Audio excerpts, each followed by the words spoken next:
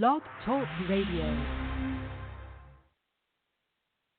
Stevie B's Media Production is a part of the Shellcaster Network. The Proclamation of the Gospel of Jesus Christ by members of the Churches of Christ. With your host, Stevie R. Butler. You're listening to What a Word from the Lord radio show. You are my protector, and you are my provider, and my deliverer. There's no other help I know. You are my protector, and you are my provider, and my deliverer. There's no other help I know. I really love the Lord.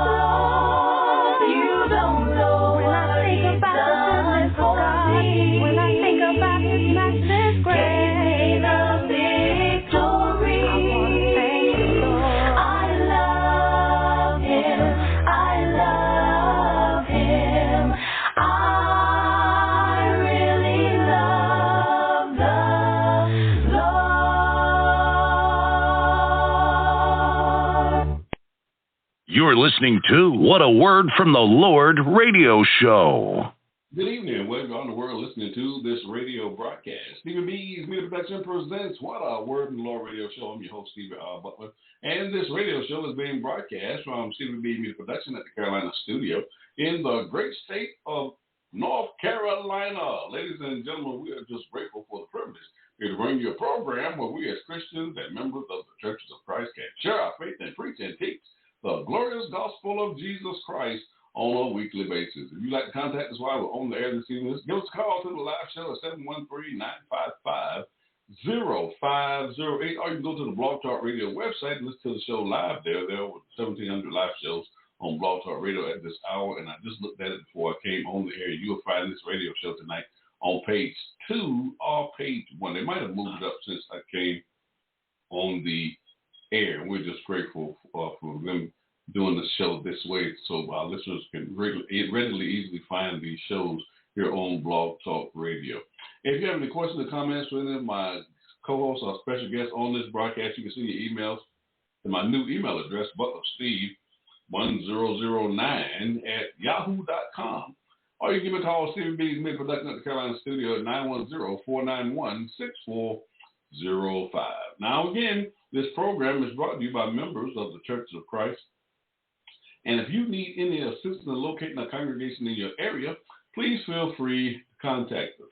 Now, ladies and gentlemen, on tonight's broadcast, we have a special edition every third Tuesday of the month. My co-host, Dr. Anthereca Lane, she's a board-certified obstetrician and gynecologist from the Great Road Church of Christ in Cincinnati, Ohio, and she'll be hosting tonight the Dr. Lane Show, Conversations with Dr. Lane. All yours, Dr. Lane. Enjoy the show. You're listening to What a Word from the Lord radio show. Stevie B Media Productions presents, in collaboration with Lane Media and Photography, a special presentation of What a Word from the Lord radio show, featuring Conversations with Dr. Lane, hosted by Dr. Anthereca Lane, board-certified obstetrician and gynecologist. Conversations with Dr. Lane, where health and life intersect.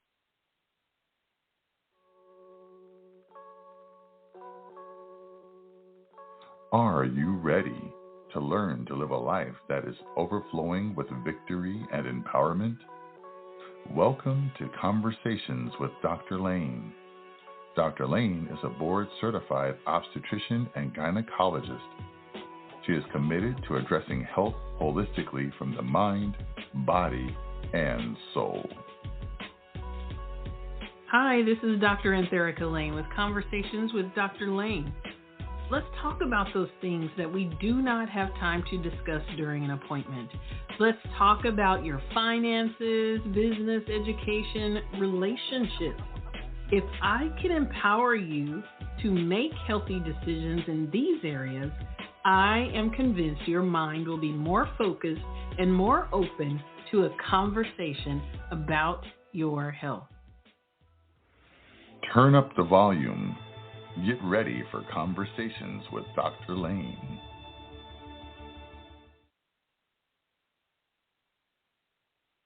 Hello, this is Dr. Anthereca Lane with Conversations with Dr. Lane. Today we have another exciting guest, Dr. James Kelly. Dr. Kelly is a clinical psychologist and has been in practice in Cincinnati, Ohio for the past 36 years. He holds a Doctor of Philosophy degree from the Union Institute and University. Dr. Kelly's training and practice overall emphasize how Christianity can be effectively applied to social and emotional development to improve adjustment, mental illness, self-esteem, and identity. He has several areas of particular interest in his practice, including mental and emotional illnesses' impact on education, working through trauma, disorders of childhood adolescence, as well as structural and strategic marital and family therapy.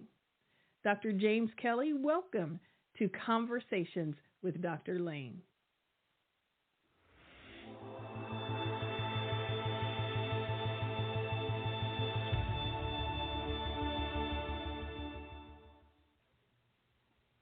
Hello, this is Dr. Anthereca Lane with Conversations with Dr. Lane. Today we have another exciting show for you today. Today we are talking to our guest, Dr. James Kelly. Dr. James Kelly is a psychologist. and we are going to discuss a very important topic that impacts many of our lives, and that is the topic of marriage. Let's bring on Dr. Kelly. Hello, Dr. Kelly. How are you today? Hello. Thank you very much for having me. It's so wonderful that you've taken time to join Conversations with Dr. Lane. I'm looking forward to starting this conversation. I want to start our show a little different today. I have been thinking about asking my guest a question, and that question is, when did you know that you are powerful? One of my goals of my show is to encourage everyone to live a life that's full of victory and empowerment. And I often think about, when did I know that I was powerful or full of power? And I think one of the ways that I knew that I was powerful is through the use of creativity. A lot of times when in my career, in my education, when you pursue science, there's a very strict, rigid way that you should pursue that discipline. And I often felt stifled because there was this creative part of me. And I went to, and really not luckily, I think it was God's plan. I went to a school called Crossroads School for the Arts and Sciences. And I think that's really interesting that my parents chose a school that really merged the idea of arts and sciences. And I had exposure to a lot of creative individuals. But even during that time, I chose the science track, and I was not able to really pursue that creativity. But now that I'm older, I've really been able to develop that creativity, and it really makes me feel powerful from the sense of creativity is such a very meaningful way to share yourself with others. It's a way to become vulnerable and to really impact the lives of others. So I'd like to ask you, when did you realize that you are powerful? Good question. Before I get to my specific answer, I think that one of the things that I find remarkable about your story, because I think it's consistent across all humanity, is that there is a perspective on yourself that you have, a gift that you have, a talent and interest that is there almost from the time of birth. And as you go along in life, you really reach plateaus where you're able to really live that out. And you come to really sort of a particular point in your life where you say, aha, this really is where I have my energy, my strength, my gift. And for me, it really is not a particular hidden sort of talent or wish, but it really is a period in my life, and that was seventh grade, I would have to say. One of the things I discovered in seventh grade that has stuck with me to this day is that because of my intellectual achievement during that period in my life, I was also able to really establish good relationships with people and engage with them in a variety of topics of interest. So that idea of really connecting with people, enjoying relationships, having a diversity around me, and being able to develop those friendships, some more intimate than others, has been sort of a lifelong experience. But there's real power in establishing those relationships, and that is consistent, of course, with the work I do today. Oh, well, excellent. I absolutely love that story. I think it's nice for us to take moments to really think about how we became powerful. I think we've all been blessed with talents and gifts, and when we can use them to make this world a better place, I think it allows us to really have purpose and meaning in our life. So, Dr. Kelly, we're going to get started with our conversation. One of the questions that I see over and over again is, why do marriages fail? from the work that I've done over the past 36 years, the underpinnings of the failure of most marriages by far is selfishness. It may manifest itself in other behaviors that may be the topic that will bring people in to me and or may lead them into a court of law for a divorce. But the heart of the real issue is selfishness. And trying to get people to really kind of look at themselves more honestly and the impact that their selfish behavior is having on their marriage and their partner is the challenge of the work that I do. So let's break down selfishness, like what you actually mean by that when you say selfishness. Is it selfishness in regards to always putting that person's priorities first, or how would you define that when you say selfishness? I would say it's really about putting the priority that individual has over the care and concern of their spouse. And so it can manifest itself in the finances. It can manifest itself in the time spent at home, really kind of building that partnership to make that home run. It could manifest itself in terms of looking at sacrifices that you would make for your spouse, whether that's a job opportunity to move away, just a whole myriad of things. Yes. And I'm sure that when someone is being perceived as being selfish, for example, if I was perceiving my spouse as being selfish, then that could definitely build some resentment in the relationship. Absolutely. I think that part of what is really critical in marriage is having empathy, being able to experience and understand the perspective of the other person is what I mean by empathy. And then I think the other piece of that is self-sacrifice, the opposite of selfishness, that we often come into a marriage or begin to date or establish a relationship because of what that other person makes us feel, how they make us feel about ourselves. And I think what gets lost, especially in Western culture, is that is an important aspect of the relationship, but also another important aspect is your ability to be able to give to that person. And it is not always easy to give. I think the heart and soul of any good marriage is one of self-sacrifice. Yes, definitely. As you were talking, I was thinking about how possibly our upbringing may have an impact on the successes or the failures of our marriages. And in particularly our perspective or the models that were demonstrated in regards to things like selfishness or self-sacrifice. What are your thoughts about how significant our upbringing impacts our marriages? I think it has a tremendous impact that is quite often overlooked.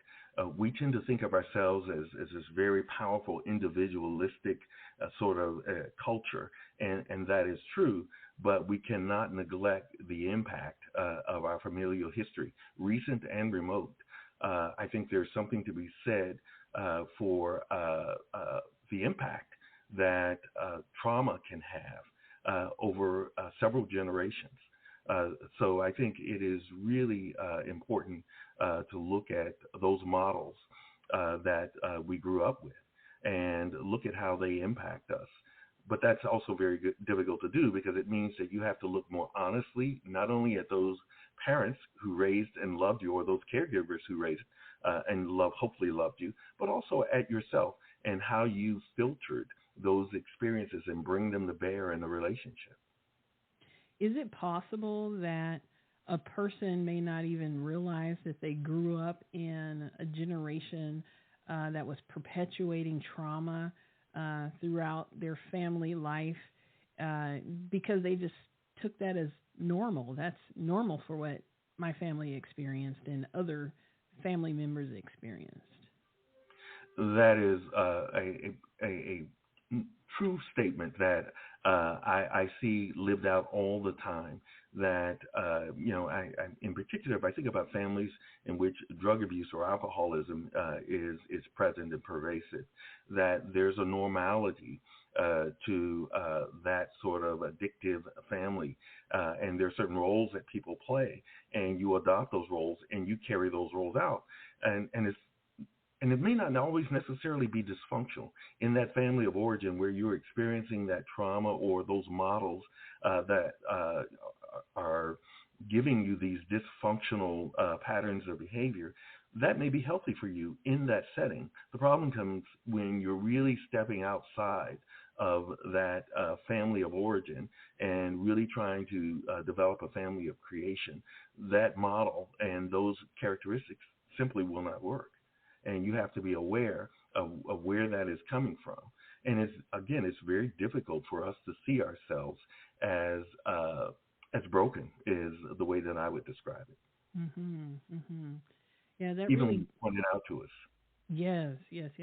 That really even gets to the point of marriage is that moment when two people become one, and sometimes that union of becoming one can just be so much.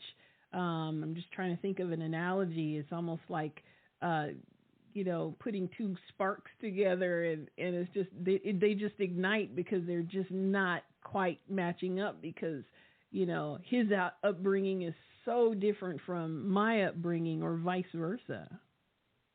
That's very true.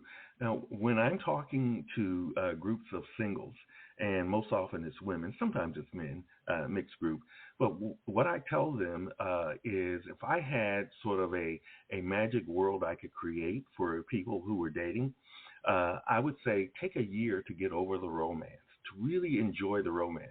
Take another year to really figure out who that other person is, looking at their family, looking at their habits, how they manage their finances, how they deal with their disappointments, hurts. All of those kinds of things. Look very microscopically at their lives and through your experience and through the experience of how they treat their families. Then take a third year and really work on, can I live with this individual? Can I be equally yoked with this individual? What does that really mean? Because part of what the delusion, I will call it that, a delusion that we have, is that we can go in and change this individual. We will make their lives better. That's part of us feeling our own potency. But it's a very selfish perspective, because what happens when that bubble gets burst? So, but most often when I'm dealing with single, there is a pushback on that, saying 3 years, that's way too long. We live in an immediate society that wants immediate results, and it's only when we confront some of the negative consequences of our desire for immediate results do we have a chance to really kind of have a more openness to looking at things differently. Yes. I think you brought up a really great point. There's such power in taking a pause. Sometimes I think our emotions do get the best of us, especially when we're thinking about marrying someone. So I think just pausing and addressing each of those areas is so very, very important. So I think you bring up an excellent point there. One more thing I'll mention in that regard is that one of the major transitions that I try to help patients get to is moving from that romantic love to that conjugal love. And romantic love, of course, we're all familiar with it. It has the erotic component, the feel-good component, but that doesn't last forever, and certainly we have heard that. But then what does it mean to have that conjugal love that's really born out of trust and respect for who the other person is, and trust and respect for them, and so you're living with them in such a way that you're honoring their style and what history they bring to the relationship. And that's difficult because it requires a great deal of maturity. Yes. I wanted to get to one other reason of why marriages fail, which really gets to, your answer that you discussed in regards to selfishness is this whole issue of infidelity. And I would say that selfishness is really at the foundation of infidelity. What are your thoughts about the reason why infidelity is such a significant reason why marriages fail? Well, there is certainly there's selfishness is at the root of that, because I tend to look most often at infidelity as a deflection from your responsibility to really clearly address the problems that you are experiencing in the relationship. And so what you do is you pull in an outside person that really is sort of a shield. And of course, that we know that only ends up continuing to wound any possibility of healing in the relationship. So I do see infidelity as the tip of the iceberg in terms of selfishness, but I also see it as a way to cope. When I'm working with couples in affair recovery, there's a whole process to try to put them through to kind of understand what's broken in their relationship that they were not able to really deal with, and then how that led to the affair. Now, the person having the affair clearly has a different set of responsibilities and accountability than the person that didn't have the affair. But there's some brokenness in their relationship that they have to address, and it's really a challenge to get the person who's having the affair to address it, and a real challenge to get the person who's not having the affair but who's been wounded by the affair to understand some of the dynamics that may be playing out in their relationship with their spouse that may be pushing them away, and then teaching them how to really work through those kinds of issues. It's quite often a long and arduous process if it's successful. Yes, I like how you use the word recovery, because I immediately think about someone who's been wounded or someone who has undergone a surgery or some type of process, and it really is a process to recovery.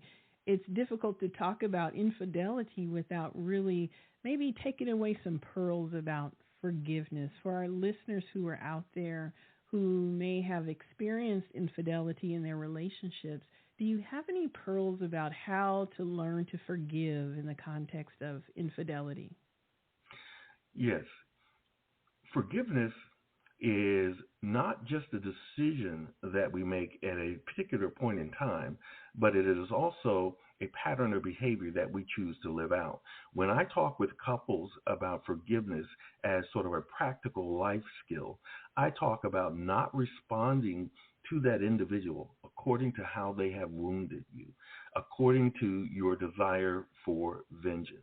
That is what you have to put away. And it's not a one-time putting away. It's a repeated putting that away. Now, in return, and this is intimately connected with this whole idea that I propose of forgiveness, the person who has wounded you has to really take full ownership for their wounding. They have to take full responsibility for building back the trust that they have broken and for understanding the pain that they have caused you. When you put both of those together in a concerted effort by both individuals, then it becomes really an opportunity for that relationship to thrive. Yes, that's going to definitely take some work. That's why they say marriages work. We hear that all the time. It is absolutely work. Yes. Yes. So we're going to switch gears just a moment here. And I've noticed in social media there tends to be this battle going on between what a man needs in a relationship and what a woman needs in a relationship. And if you were to put your spin on it, what are your thoughts? What would you say? What's your 2 cents about what does a man need in a relationship and what does a woman need in a relationship? Well, I would say, looking at my own life and looking at the lives of those that I work with, I would go with John Eldredge's book, Love and Respect, that it is women most often want love. They want to be embraced and accepted and adored and cared for in the ways that make them feel like there's no way the world can come in and hurt them or do anything, that they have a solid rock on which to lean. The men most often want respect. They want to feel powerful and potent. There's an ego that's built into masculinity, and of course that can get carried to an extreme. So I'm not talking about the extreme ends of that, but allowing the man to have a leadership role in which he is really considering all aspects of everybody's thoughts, beliefs, values, opinions, of his spouse or anybody else that's in the family, and really working with that is really important for that man to be able to feel like he is respected as someone who is potent. Men have this need for power, and I don't mean that in a destructive or pejorative sense. I think it really comes down to how we function, and I think if a woman is able to give a man the respect that he should hopefully continuously earn, and that he is able then to be free to give her the love that she so requires in order to feel whole. Yes, yes. What are some ways that women can take away that respect or disrespect their male partner without realizing it?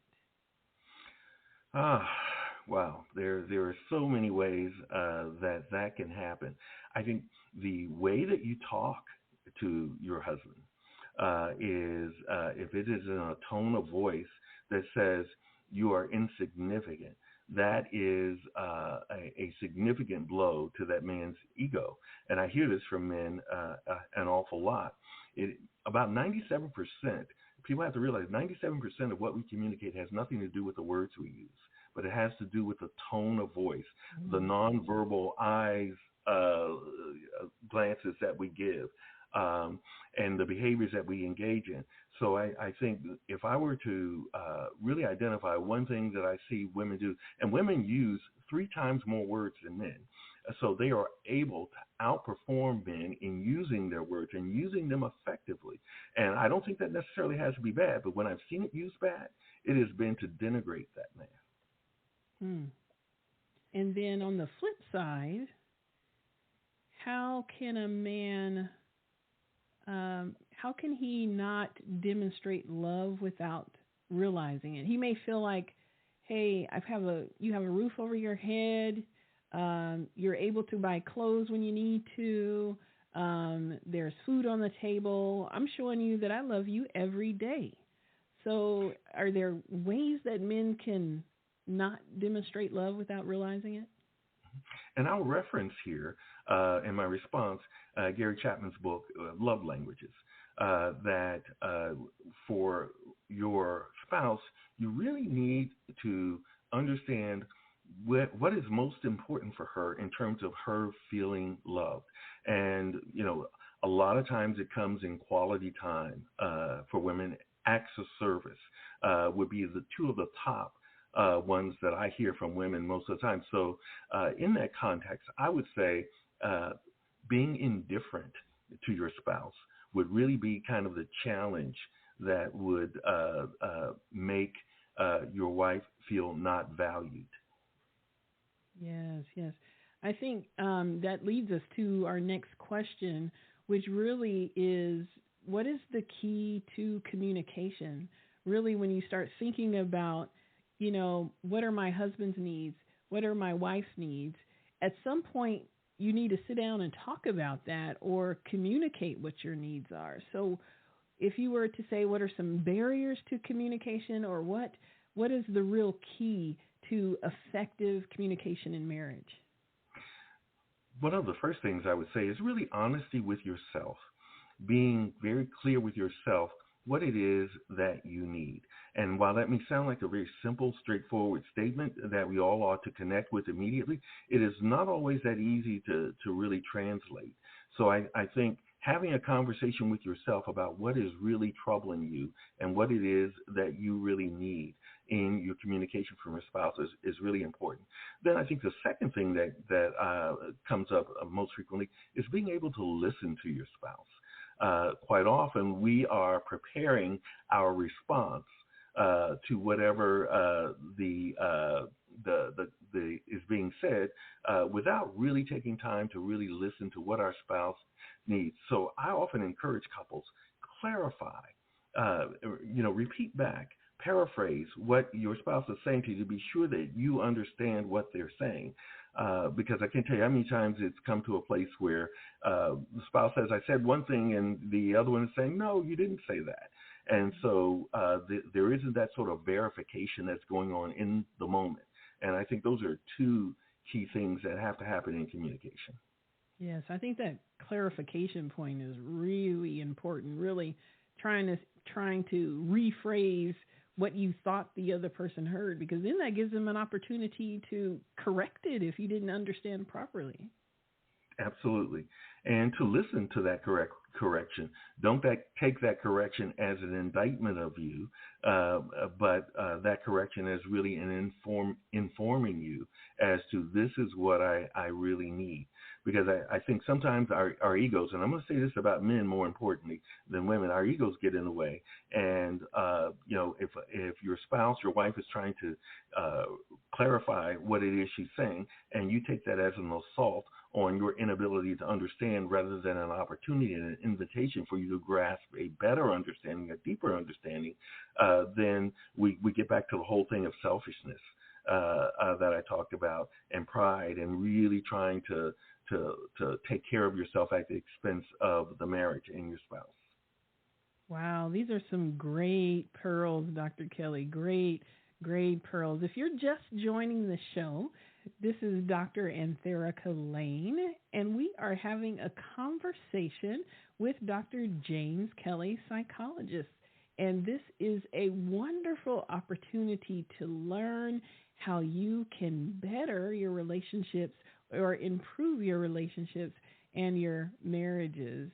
So let's get on to, it's difficult to talk to a psychologist without talking about conflict management. I think arguing is probably something that many couples experience.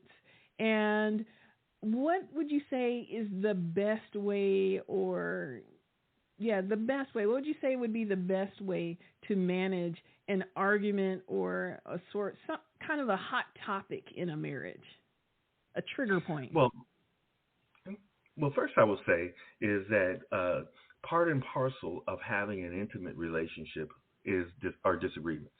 That should not surprise anyone, although I think it does.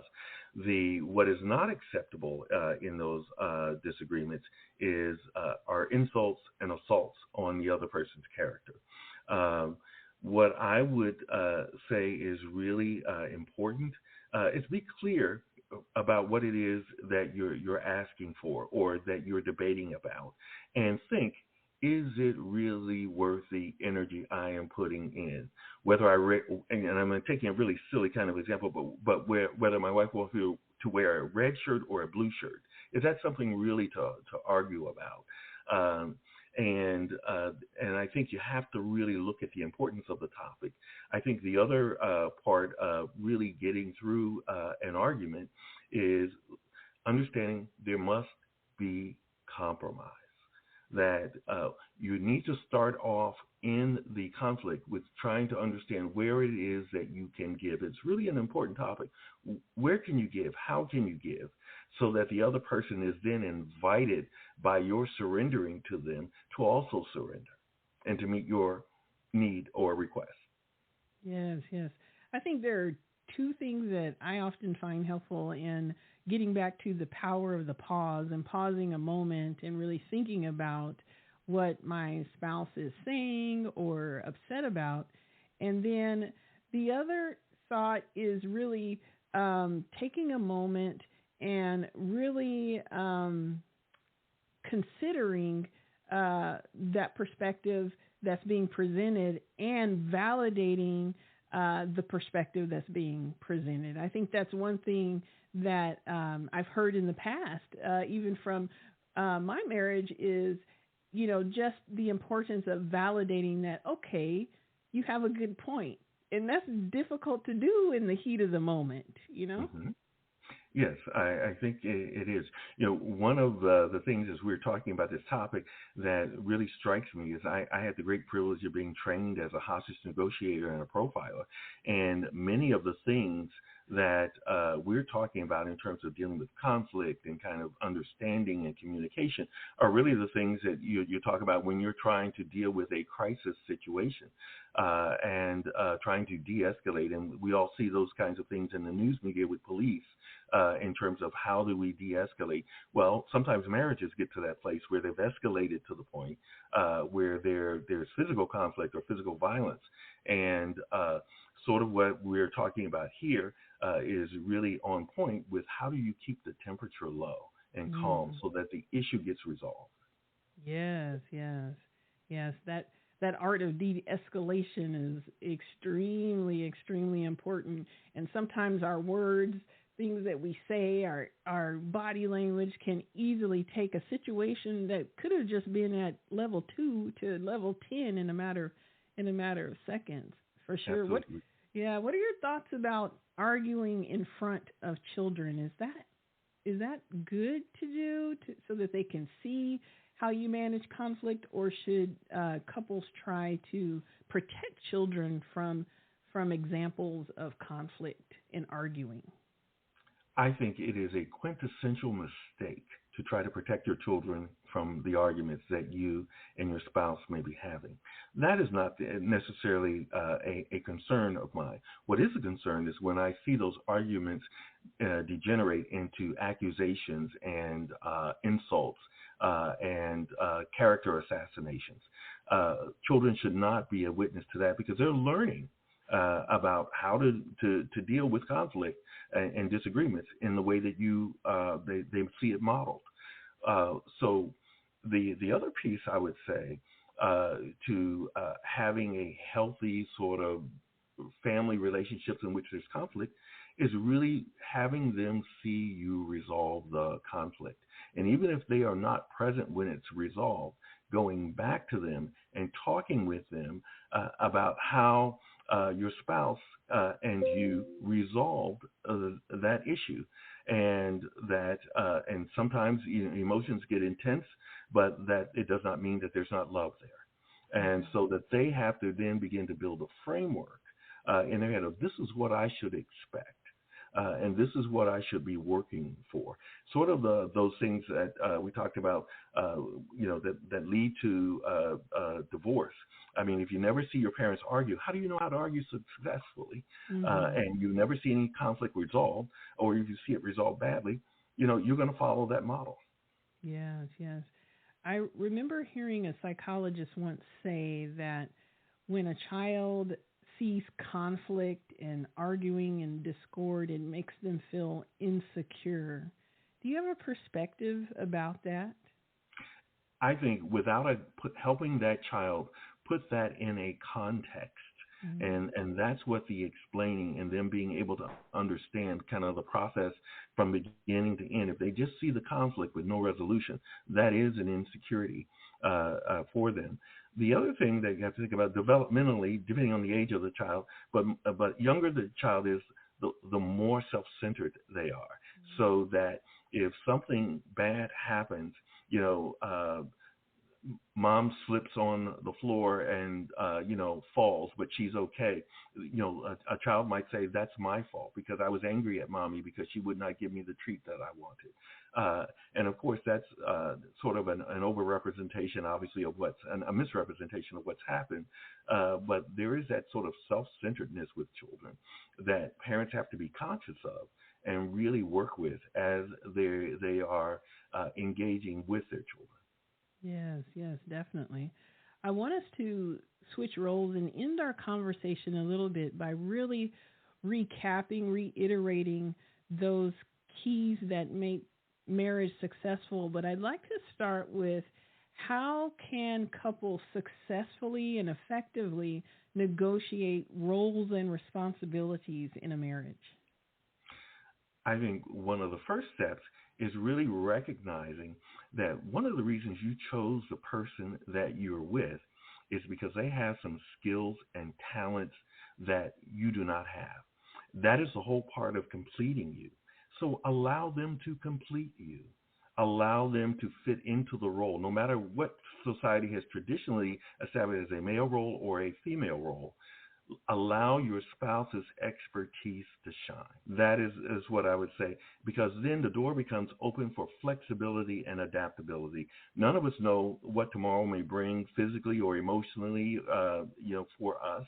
And so being able to recognize, understand, and appreciate those talents offers us the widest opportunity to be able to have an adaptable marriage. This union between a man and a woman is really one in which you're having to really face all kinds of challenges in life that require talents and skills that will take the two. As Ecclesiastes says, two are better than one. Mm-hmm. Do you agree with that statement that marriage is 50-50? I say marriage is 100-100. That if you're only giving 50%, you're not all in. And I think if you're not all in, you're halfway out. And if you're halfway out, the chances of that marriage failing have increased dramatically. Yes, that's excellent. That's excellent. So let's leave our audience with the picture of what is a successful marriage. I'd like them to leave with kind of their vision board for their marriage. And what would you like to see on the vision board of every marriage so that we can aspire for success? I would like to see on that vision board unconditional love and acceptance of the other person. Not accepting everything that they do, but unconditional acceptance of them, because then that puts you in a position to really work through whatever the issues and problems that they have without rejecting and destroying or assassinating them. One of the things that I know about divorce is that the conflict that led you to the divorce, whatever the trouble is, doesn't end once you get divorced. Especially if they're children. You're going to carry that forward into other relationships and or through your children.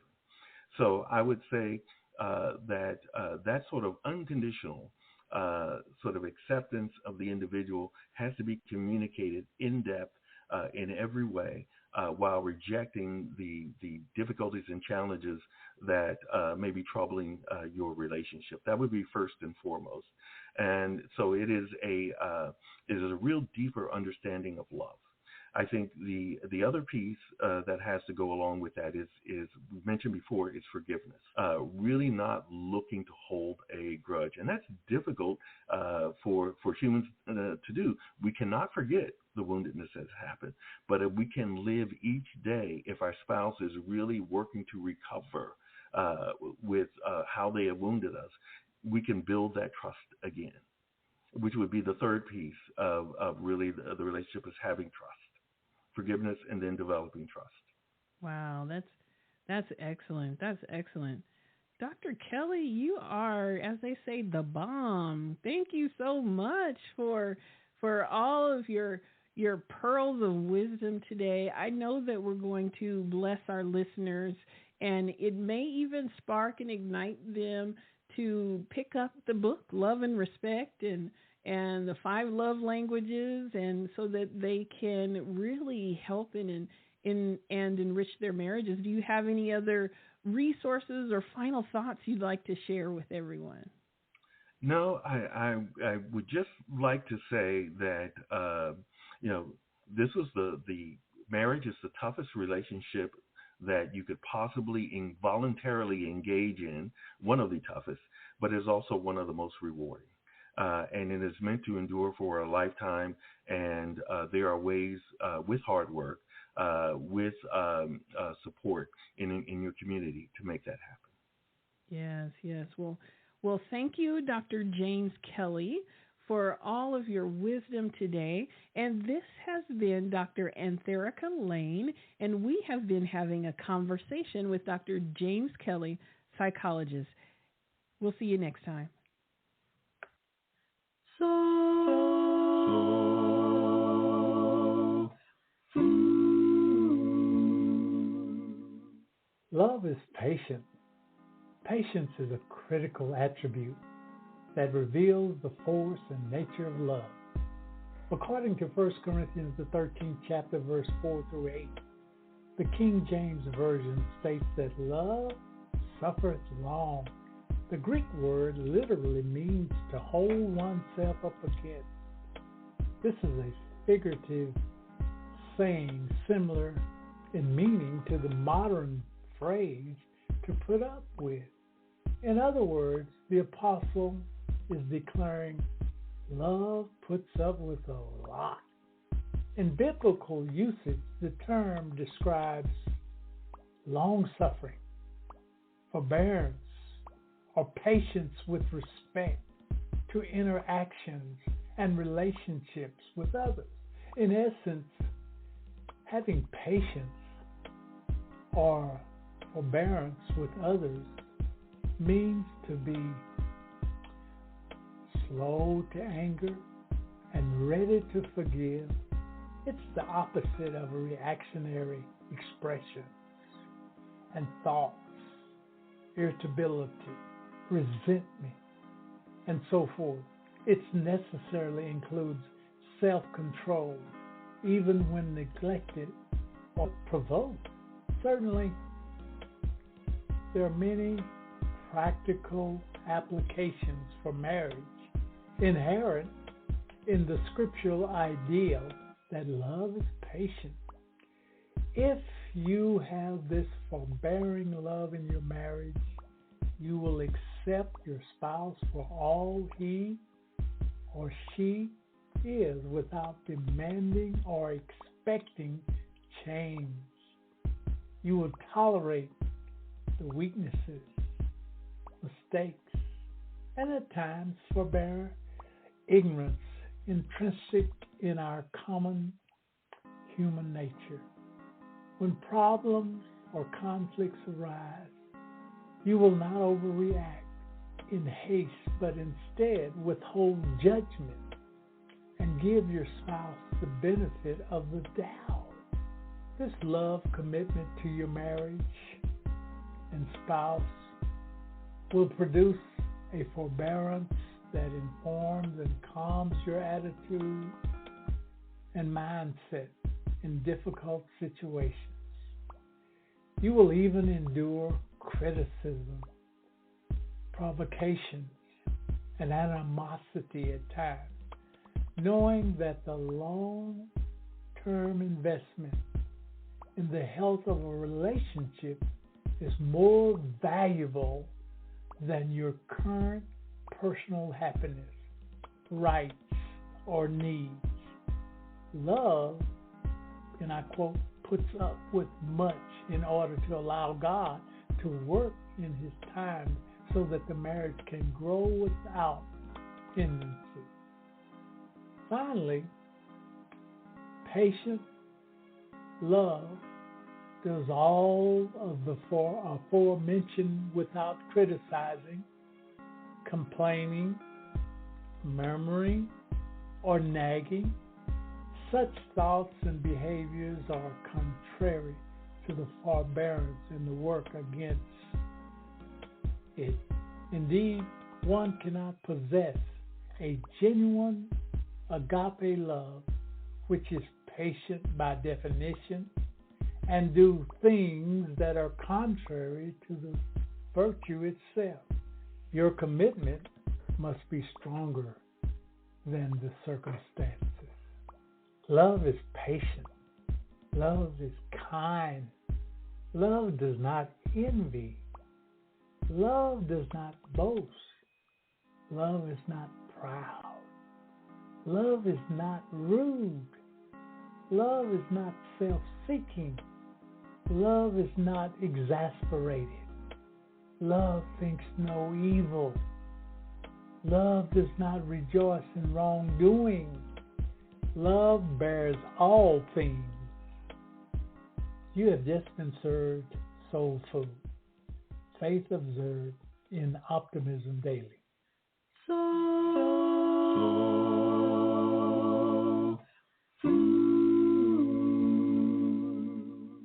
Wow, this has been another exciting conversation with a very insightful guest, Dr. James Kelly, clinical psychologist. We look forward to having more conversations with him in the future. Special thanks to Marvin Lane, my technical producer, and a special shout out to my Pure Essence TV family, as well as my new family, Stevie B Media Productions.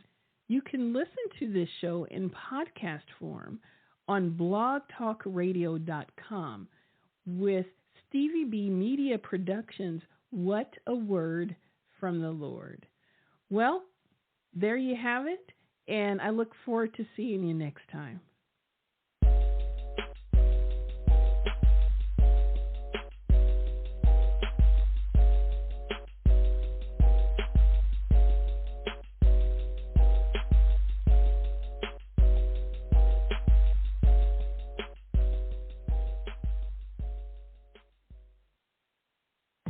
You are listening to Stevie B and Dr. Anthereca Lane on What a Word from the Lord. You have been listening to Dr. Anthereca Lane with Conversations with Dr. Lane, a special segment of What a Word from the Lord. Back to you, Stevie B. You're listening to What a Word from the Lord radio show.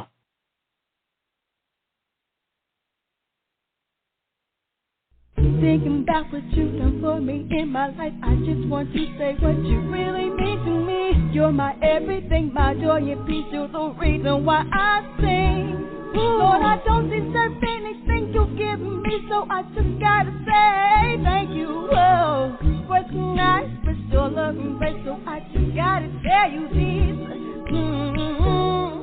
I will always adore you.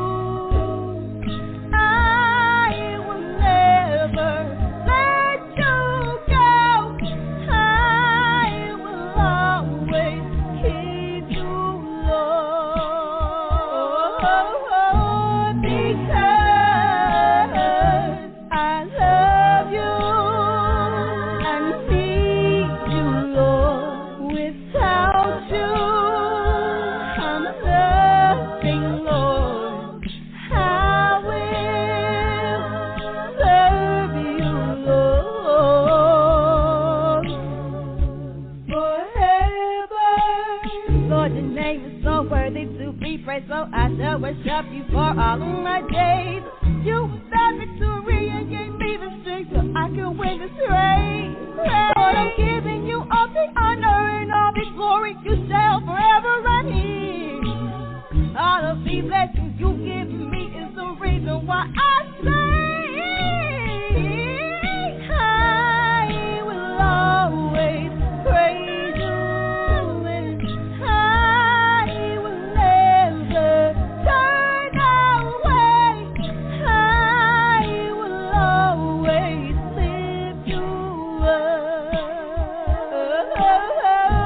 because I love you. I need you, Lord. Without you, I'm nothing, Lord. I will serve you, Lord, forever. I love you. I need you, Lord.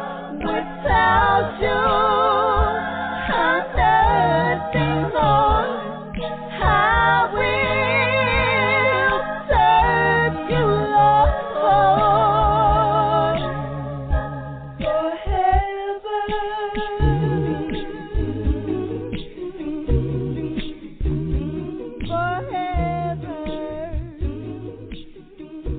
I worship you forever and ever. I'll serve and ever and praise you forever. You're listening to What a Word from the Lord radio show.